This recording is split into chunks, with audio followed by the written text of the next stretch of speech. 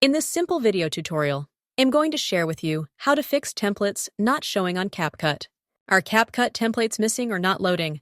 The first thing is to ensure you are connected to a stable internet.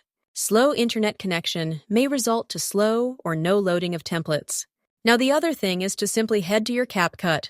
On your profile page, tap right here, and then scroll to the option of Clear Cache. Tap on Confirm, and your application cache will successfully get removed, hence improving CapCut app performance. You also want to make sure you have the latest app version. If not, head to your App Store or Play Store for Android to check for CapCut updates. Make sure to install the latest version by clicking on Update.